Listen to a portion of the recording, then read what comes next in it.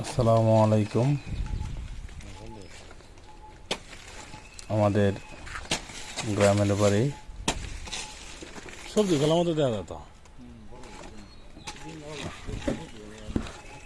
এটা একটা ডিঙ্গা কলার সরি, আপনারা আপনাদের এলাকার ভাষায় আর কি বলেন জানি না। যিনি পারতেছেন উনি আমার শ্রদ্ধেয় বড় ভাই।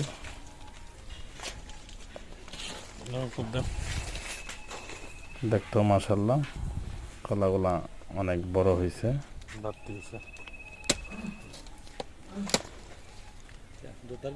খেতে অনেক স্বাদ লাগবে।